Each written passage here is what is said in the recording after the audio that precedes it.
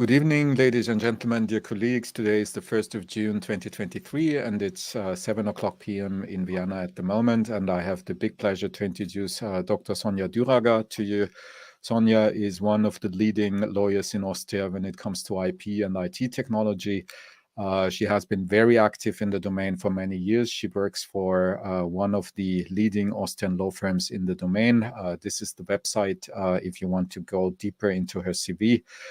We have been working together quite closely for many years. I have the privilege to know her for quite some time now.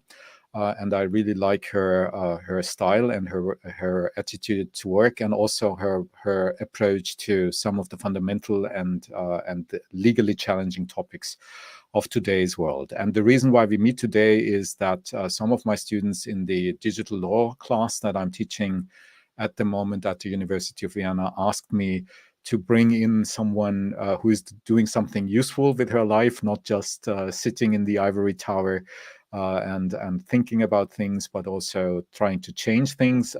So someone with a practical perspective on the matters that we are talking about in this class. And I then thought that Sonja would be the perfect candidate, and she was the first one I asked, and I was lucky that she accepted this invitation. And the topic is obviously quite recent and quite important at the moment, because as you know, we have several birthdays these days to celebrate. One of them is the 5th birthday of GDPR. GDPR was put into applicability on the 25th of March 2018. So 5 years of GDPR. That's one reason why it's important to meet. And the other reason is that there's plenty of new kids around the block here that have their first birthday to celebrate now. Just to mention the most recent and most prominent ones, the Digital Services Act and the Digital Markets Act, which are now finally on the plate and are to be debated within their impact. And there are new kids already coming. Probably the most prominent one is the AI Act, which is still under negotiation, but also the Data Act, which is still under negotiation, the European Health Data Space Act, etc., etc. So there's plenty of new regulatory initiatives coming from Brussels, which make it, or might make it perhaps useful to have a more fundamental debate with someone needing to deal with these issues on a practical daily basis. So Sonja, thank you so much for being here. Did you celebrate 5 years of GDPR? And if so, what did you do? Thank you very much, first of all, for the invitation to this format. I'm really happy to share my thoughts with you about GDPR, DSA, DMA, and all that are other acts which have been issued or will be issued in the next years. I have to say that I didn't celebrate the birthday of the GDPR. Even if I'm a data protection lawyer who really likes this matter, and I work with data protection questions since about 15, 16, 17 years, so long before the GDPR was implemented in Europe. So under the Data Protection Directive and the DSG 2000. And I have to say that I'm a really bit frustrated about how all the questions about data protection have been were developed over the last years. Perhaps to give you some insights in the development of data protection questions in companies over the last year. My impression is, and I really have clients dealing with data protection questions every day, that the scare mongering about this horrendous fines and the dealing with some topics under the GDPR, with losing the big side of the GDPR questions. For example, only discussing about the cookies issue is really frustrating for many companies, and companies that deal with GDPR and questions under the data protection law in a very extensive way. There are many companies and my clients who take it very seriously, that they deal with data and they need the personal data for their business operations. And so they are careful and act in good faith when they implement processing activities. And now you have every day the situation that data subjects, for example, send their applications about their rights to controllers, and you have the impression that the sense behind is not the enforcing of the rights, but more a kind of abuse of law. When you think about the letters which were sent a few months ago by an Austrian lawyer, about 30,000 letters to operators of websites in which he asked for damage claims because the websites used Google font.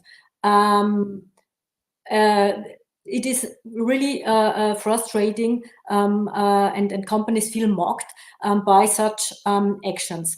That it's possible under the data protection law to send out such letters to claim damages with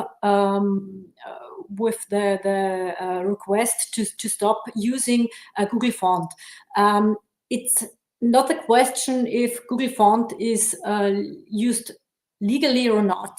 It's more the type of claiming the rights, which is really about what makes companies and controllers very frustrated. That it's not important in the public how or what they have reached over the last 5 years, that they have implemented their Article 30 records, that they are trying to have a balanced processing of data towards the economical necessity of using data, that they have analyzed Article 5 and Article 6 GDPR in detail, and they have introduced their information obligations under Article 13 and 14 and all that stuff.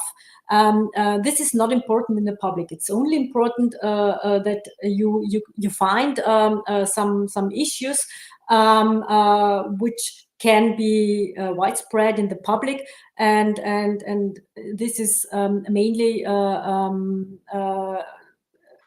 Google, the usage of Google tools, and in the last month also, or in particular, the transfer of data to the United States, and so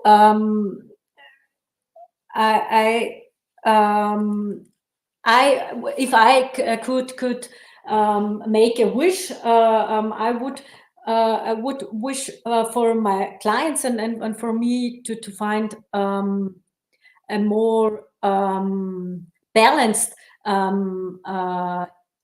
interpretation of the GDPR, so that companies feel recognized by doing all that stuff, or by implementing the GDPR in a very, very detailed and harmonized way, and not just talking about the problems we have, which are not really established at the companies, which are a problem on a bigger perspective. So, for example, when I think about Google or Microsoft, the cloud computing provider, we have the situation that many companies don't have a valid alternative. So from an economical perspective, they are really forced to use Google tools. Otherwise, they would no longer be found on the Google search engine, or you have the problem that we do not have cloud computing providers in Europe who have the same resources than Microsoft has, for example. So the problem is not made within, or many problems are not made within the companies who really try to respect the data of the data subjects. They are more made by our regulator.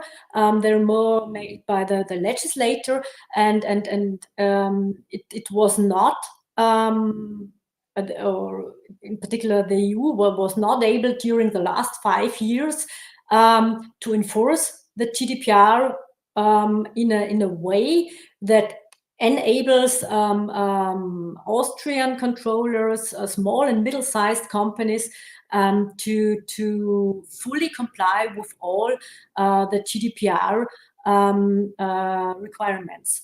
What would in particular also include that you have an alternative for some processing activities. Yeah, so in short, if I understand that correctly, what you're telling us is that your clients are mainly Austrian or European mid-size companies, and they are some way stuck between US companies providing services without really caring too much about European rules in every detail, and a regulator then chasing them, causing all kinds of individual risks because it's not foreseeable whether it will be you or your neighbor who will be the target of the next action undertaken either by the regulator or by a competitor. Yes. Would that be an appropriate description? Yes. Yes. Yeah. Okay. And so how are you dealing with this then in your business? Because what are you telling your clients then? Is it sorry, I can't help you, or is it please call your member of parliament? Please go to Brussels. Go to Brussels to lobbying. What is your day-to-day answer? What is your day-to-day answer to your clients, and what is your structural, your political answer to this issue? Yeah, perhaps first to explain, I've recognized during the last years that there are two types of companies. You have on the one side the company which has implemented all necessary documentation which is required under the GDPR, took it over from templates that were published by some associations, and never deal with it again. And this is the group of companies who didn't or who has not tried to implement data protection prior to GDPR. These are the clients who have never thought about GDPR or never thought about data protection law. So this is also perhaps a group of companies where you can see that the GDPR has really reached something in Europe, because these companies have in the past never thought about data protection topics. And on the other hand, you have companies which have extensively dealt with data protection issues also prior to the GDPR under the DSA data protection law, Austrian data protection law. Even if the fines were only up to 25,000 euros, and so most of the companies could have paid such fines very easily, and this was not the problem as such, but they have respected the rights of the data subjects as part of their compliance structure. So data protection law was for such companies as important as, for example, antitrust law. Even if with antitrust law, we always had very high fines, and it's a completely different situation.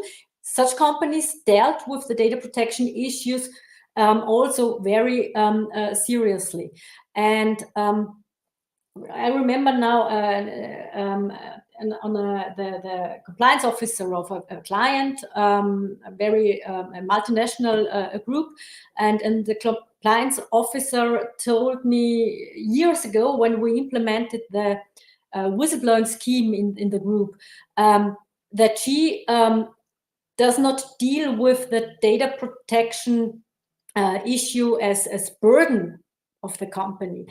She understands it as kind of insurance. She invests in compliance with data protection law, similar to paying in insurance fees, in order to have a safe environment. And in the best case, you never need your insurance policy. And in the best case, it was her understanding, you never have a data protection issue, but you have a very good documentation and organization which protects the rights of your data subjects, of your employees and customers. And considering these two groups of companies, it's with the GDPR, also my advice under the GDPR is different. I try to explain to clients to see or who recognize the GDPR topics as burden, that it does not that it's not does not make sense to just have a documentation. You have to live with this processing activities. You have to live with this balanced situation between the company and your employees and customers. And so I try to emphasize the awareness in companies, make a lot of workshops in order to help them, first of all, to change their mindset and to regard data protection law as part of their strategy to be a compliant company. And the work or my advice with companies who have always regarded data protection law in a very extensive way and always tried to be compliant with data protection issues is different. And here we have often the situation, even if we come to questions like, shall we transfer data to any providers outside of Europe, that we have at the end the situation that we are, or the client is very, very good documented, which thoughts he has created about these processing activities, how he weighed the advantages and disadvantages, the risks, how which measures were implemented. So very, very a comprehensive documentation about the intended data transfer. But many companies at the end have to take the risk that, for example, Privacy Shield 2, 3, or whatever will never come into force, and you always have the risk that, again, we have the situation that the data transfer outside of Europe will be illegal one day. But this is a risk which many companies take, because they say we don't have another chance to have an economic business operation.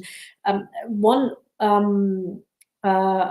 issue I have to mention when I'm talking about implementing of processing activities in companies who really try to be compliant with the GDPR.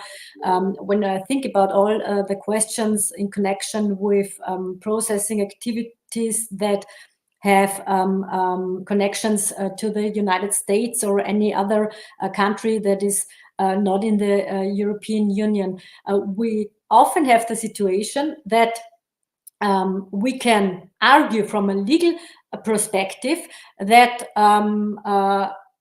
it is compliant with the GDPR. We have standard contractual clauses. We have made our inspections of the technical and organizational measures. We follow the recommendations by the EDPP. But you have then the Works Council in many companies who hinders the implementation of such processing activities. This is also one interesting thing I can have recognized over the last 5 years, and which frustrates many companies, that even if they do their homework seriously, at the end they cannot enter into a shop agreement because the Works Council, with not with legal arguments, but with a very emotional, from a very emotional perspective,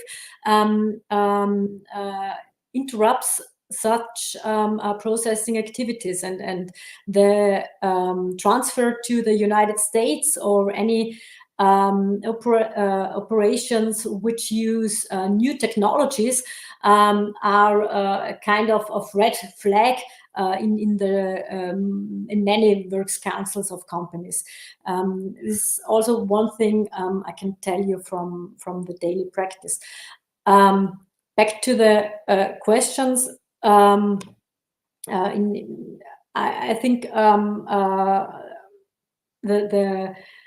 the chance, the only chance for European companies to be fully compliant with GDPR can and not have the risks that they are dependent from this big tax in the United States, is that the regulators of the member states or also in Brussels find a solution how to enforce already existing a law in such countries and companies. As we have seen, the huge fines which are imposed on Amazon and whatever big tech company are not the way how to not the way how to make them more compliant with European law. Perhaps a solution could be, as already discussed, as I can remember, in the year 2010, when the European Commission issued this digital agenda, that we have a more a soft law in which so we bring all the important companies together and try to find not a regulations, not the legal, not from a perspective of a legislator, but from a contract law perspective, to enable a legal transfer to data outside of Europe. This was an intention years ago with the cloud computing providers, and as I know, is still ongoing with this Gaia X project. So this could be an idea or a solution better than just high fines, very huge fines from where we know that this or they have no great influence on big techs in the United States. Yeah, just 2 remarks on this, and then a question from the audience. The first remark is, no, 3 remarks actually. I can completely support your statement that the implementation of a US-based software into larger businesses can take years because the workers' councils raises all kinds of concerns about that. So Office 365 can be a real challenge in an organization still in 2023. So that I completely agree with you on that.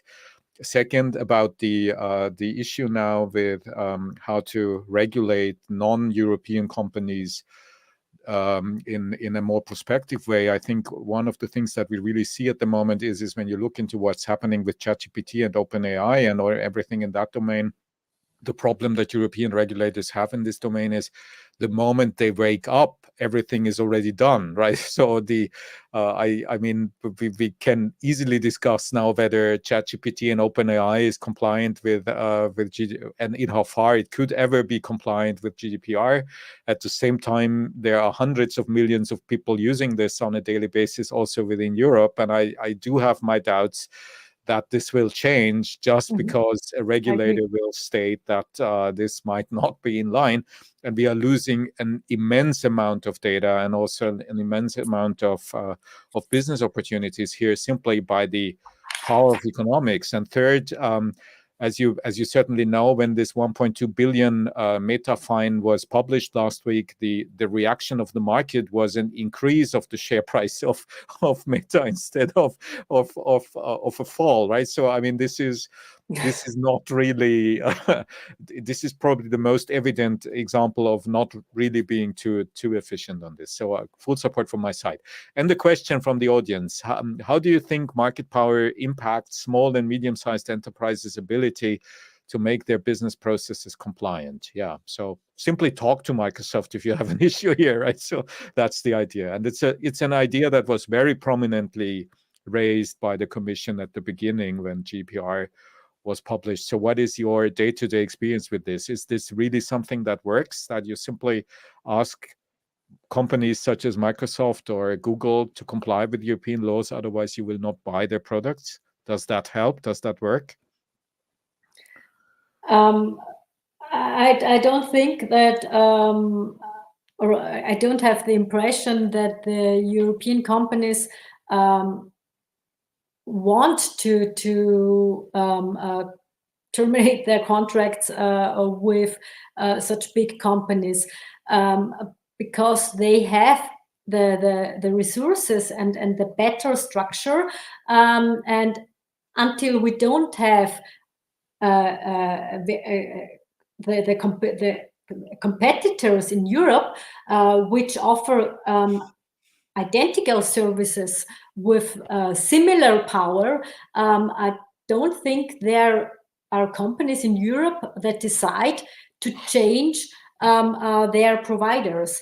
So we have the first step to improve the European market, to improve and support our service providers, to establish the servers, and we need the data in Europe, the possibility of European companies to have a similar structure than US companies have.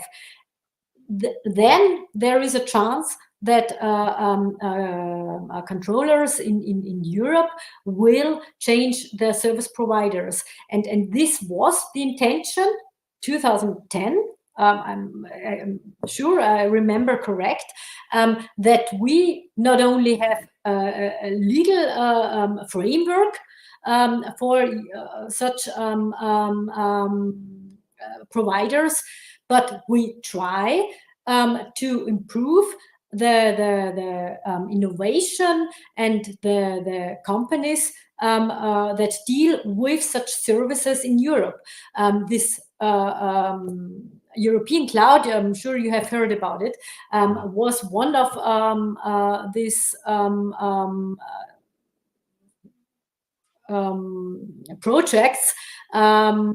As I know, not that successful, but this should be the aim, I would say, and we also, but all the legal acts we now have bring the situation that providers in Europe will not stay in Europe. They will try to move to other countries where the legal situation is better and easier, and so we lose the power in Europe. We can see it in the with the proposal of the AI Act, that even if we have very good scientists and engineers in Europe, startups in Europe that deal with AI systems, that have developed and created AI systems, they are now thinking about moving to our other countries where we don't have this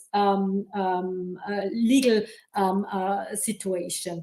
And so, first of all, we have to make our market stronger before we think about under which circumstances can European controllers terminate their agreements with third-party providers.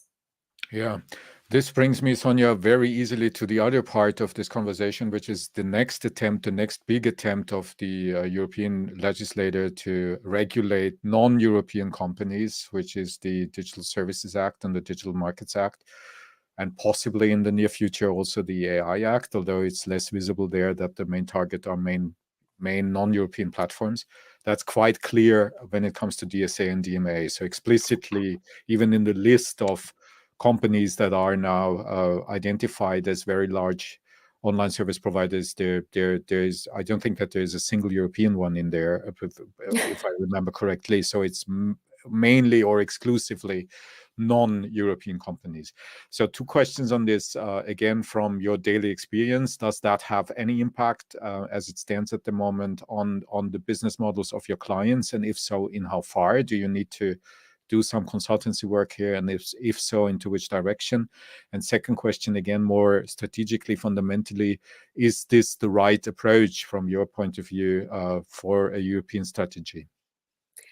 So actually, we just try to support the clients with finding out if they are subject to the DSA or DMA.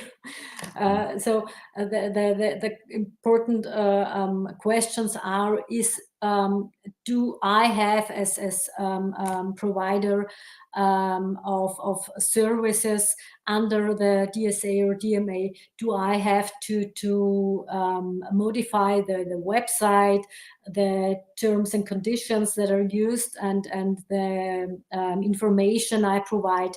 Do I have to make the algorithm used on the platforms make more transparent? So this is actually the question from my clients: is this act relevant for us?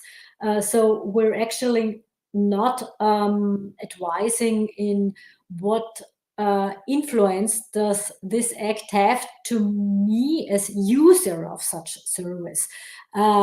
This is a question, and we have very often the situation that accounts are suspended by platform providers, for example. So we have the situation that we have to request platform providers, Meta, Instagram, and Facebook, all the great platform the big platform providers will send letters to them and ask them for explanation about how why they have suspended the accounts, and to reopen it again, considering that there has never been the chance to give opinion, or that we have not been informed about the facts that led to this suspension of the accounts. So we have all of these questions, but actually not dealing under the DSA or DMA with it. So now we are really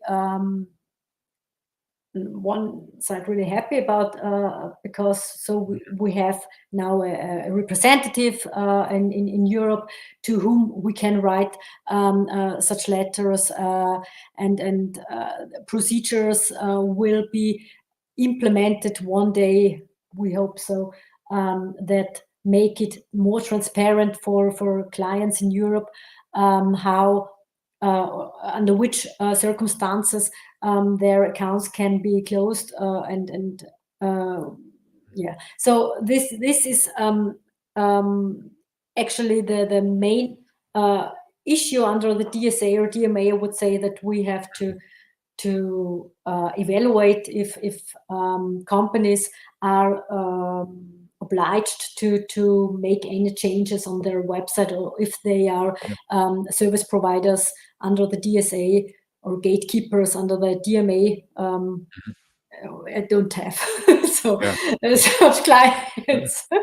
But you have the question, I mean, and so it makes really clients are afraid of these acts. Yeah, they are thinking about it. Yes. Yeah. So I mean, this is one of the reasons why I'm asking you, because I know that your clients are mainly Austrian/European companies, so they are on the other side, right? And my question, therefore, right to you, is the question whether you think that, or whether you perceive that any of this DSA/DMA endeavor undertaken by the Commission has changed, or the legislator has changed anything when it comes to the day-to-day experience of your clients in dealing, for example, with an account suspension. So as you're telling me, this is happening quite frequently. But perhaps you could describe a little bit more in detail how such a case typically looks like, and in how far the situation has changed now, so whether there is some positive momentum in this. So you, you have to write the letter in which you ask. We first of all ask for the explanation and for a deadline in which we are able to answer to the facts that have been provided to the platform operators. And this letter, the problem is that you don't have a person to whom you can send this letter. There are already implemented the functions on the platforms where you can upload your request to a support team. And this is the link which is used by the owner of the account. So we as lawyer don't have access to this link. So the client sends his own letter, which was written by us, and tries to receive an answer. And in parallel, we send the letter to the company in whatever country in order to receive an answer. So this is really the first step, and you don't you receive an answer, but the answer is we are not this is not our task, or we're not the competent person. So in fact, very many fees have been paid just for sending this letter, finding a link, finding an address to which we could send this letter, and then receiving very prompt an answer that this is not relevant. So I hope that this will now change, but during the last month we did not have this experience.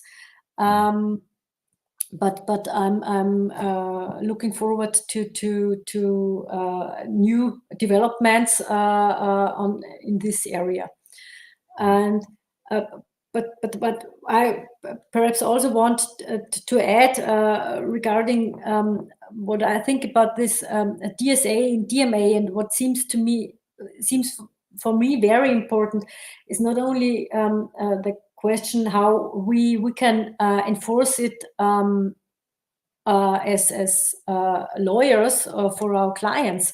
It's also very important for me how it is enforced by authorities, and this is for me personally the greater problem.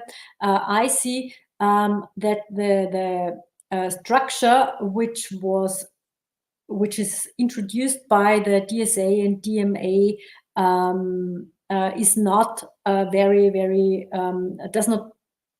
is very complex, and I don't think it will help us to effectively enforce the DSA and DMA. It needs the local authority, and so you will have the situation that, like we now have with the GDPR, that all the member states have different authorities and with different manpower, with different resources, and so there is no court practice or administrative practice abroad all the member states, and this for me is I have the impression that this is the biggest problem, the enforcement of the DSA and the DMA, similar to the GDPR. So the clients have to pay for this, that we try to enforce it, and so this is only the other side of my job. But on the other hand, I also see it as my obligation to think about how this is enforced by authorities, and what the sense behind is such acts, and this is what I cannot recognize with the DSA and the DMA, similar to the GDPR. And I think the problem is even further intensified by the fact that it's not just DSA and DMA bringing new authorities, but every single of those new acts brings a new authority. Also the AI Act, the Data Act, the NIS2 directive, which is, in my view, also very important. We haven't talked about that yet, because I think that also has quite some impact on your daily business practice, on Austrian companies. All of these coming with new authorities, and then you need to multiply this with 27, and you end up in a huge set of different stakeholders of whom you have never heard of, and who suddenly might have different views on this. And again, my question is, how are you dealing with this on a daily basis? Are you telling your clients, listen, it might be that there is another authority just around the corner being in charge of this as well, or are you more precise on this, or how can one do this? And again, the strategic question then would be, is this an appropriate approach in your view? I try to explain a little bit similar to what I've learned from the client I've already mentioned, who compared the compliance data protection law, with the insurance policy, that it makes sense to implement all the policies and information documents and what audits and whatever is required under all these directives, regulations, and implementing laws on a local level, because then you're a company which is fully compliant. You can also use it as kind of advertising tool, so it makes sense. And on the other hand, I try to explain that the authorities in Austria are very new. They often they don't have the knowledge and the know-how. They learn it with the years, but at the beginning they don't have the necessary know-how. They are often from other authorities. They moved from other authorities. This is what we also know from the GDPR. But this is a situation we have to face with, but we should not or try to explain that we should not be frustrated by this situation, that you have the authorities that have not the necessary resources, not the manpower, and perhaps also not the know-how. So you just have to focus. That's also why I don't like this scaremongering with the huge fines. It should not be the focus to avoid fines. So in Austria, this should not be the focus for my clients. The focus should be to be compliant and to do the best with to implement everything that is required under these different acts. And to the another question, I don't think that all these regulations make sense. Even if you read them in detail, you can recognize that a lot of topics that are raised in the DSA, the DMA, the AI Act have already been raised in the GDPR or other legal regulations. So it's not very. It's really very complex, and it starts beginning more complex with each day to find out which act is relevant for a company, what is the lex specialis, which law has been must be applied by which company, and this is not or for us as lawyer, this should not be a question behind our acts. If we have to apply it or not, it must be clear. Legal provisions have to be clear, and the companies must be able to easily find out if they have to adhere to a certain act or not.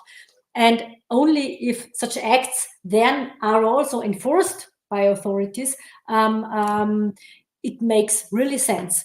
And so actually we have the situation that we have a lot of great ideas, legal frameworks. Countries outside of Europe look to Europe and wait what happens after we have implemented all these acts. But I don't think this is a situation which is very amazing, and so I'm not a friend of all these new acts we're now facing. Sonja, if I may, slowly coming to an end, I have one very fundamental question, which is also important in particular for the students listening to this, which is how to deal with this flood of new laws and with this flood of new requests coming as a lawyer. So how do you manage to stay up to date with all this? Because you know, something is released today and tomorrow clients start asking you what the impact of this might be. So how are you dealing with this? And second question coming on out of this is, how would you recommend students to start to enter the domain in this area? What should they do in order to be prepared for becoming the IT or IP lawyer of 2020-40 that is leading in the domain? What would be your strategy? First of all, I am a very traditional lawyer. I have not changed my way to make the research. I really try to every day you have to start with reading a newspaper, or really read a newspaper, and but also online media for sure, and to find out what has been done over the last 12 hours. This is a task which cannot be substituted and has to be done by a lawyer, because we have to know the youngest decisions, we have to know the youngest developments with European and Austrian legislator. But I know that this is not an easy task, and so I have students and associates who really support me with this task. But it has been done regularly, and this is the a very important difference, I would say, to other legal areas, that IT law changes very, very, very quick. This makes it very important and very interesting. If you love all this research work, this tool of a lawyer to find out what is the legal situation, how changes legal situation, and what is the situation now, and how could it be tomorrow, and how was it yesterday. So really very traditional instruments you need for solving the legal problems we have.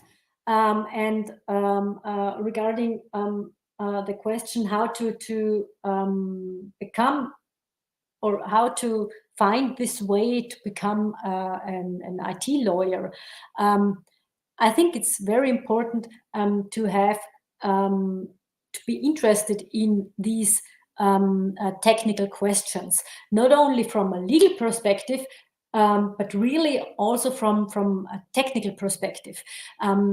And you, it's necessary that you like to read publications, for example, that has been written by technicians and engineers. So you should also be able to understand this 0-1 principle, and not only to be able to read the paragraphs of the Data Protection Act, the E-Commerce Act, or whatever IT relevant law. It is always the same. It was similar 20 years ago, and it's actually the same situation, that we have to discuss the projects at the beginning with the technicians and engineers of our clients. We must be able to understand what the technical problem is, and to discuss with them really very, very interesting topics, but they're not legal.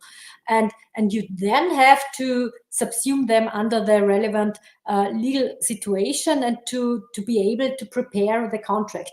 So it's very, very interesting work, and I will never, I wanted never do anything else, and I will never deal with any other matter. But it's very intensive, and needs this ability to deal not only with one legal question. It's very important that you also love technical questions, that you also deal with different legal acts, and that you love all this research work we have to do as lawyers. And please don't only work with Google or ChatGPT. I'm sure that they are not able currently, perhaps in the future, but currently not able to subsume the facts under the relevant legal acts. Mm-hmm. So let's see whether this is going to change, right? So yes, perhaps. Will be one of the interesting questions in the next month, perhaps. I don't think that it will be years; it's more months. I think that this question will need to be answered. Sonja, so thank you so much for your time. I think we had a very great opportunity here to look behind the curtain of your daily practice, and also to understand how fundamentally you assess these developments. I'm very happy to tell you that probably students will agree with me that a lot of what you're telling us is quite similar to what I'm telling them from an academic perspective. So we are quite close here. And that's also very good news for me, because that means that I'm not completely outside any reasonable thinking about this. Thank you so much for this. I really appreciated this. I do hope that we stay in touch. You and me, I'm quite sure that we will, but also the students hopefully will have the opportunity to stay in touch with both of us. I would like to close this, but not without giving you the opportunity to raise a last topic or mention something which should have been mentioned here, if there's anything that you would like to add. Otherwise, I will simply say goodbye to everyone. Is there anything left? I just want to thank you again for this chance to share my thoughts with you. I'm really happy that also from an academic view, these issues are dealt similarly, and I want to really ask all the students to think about dealing more with IT law aspects, and try to find their way to deal with these questions in their profession in the future. Thank you so much for this. I'm sure the students will have heard that message, and I wish you a wonderful evening, all of you. Stay healthy and stay connected. All the best. Bye-bye.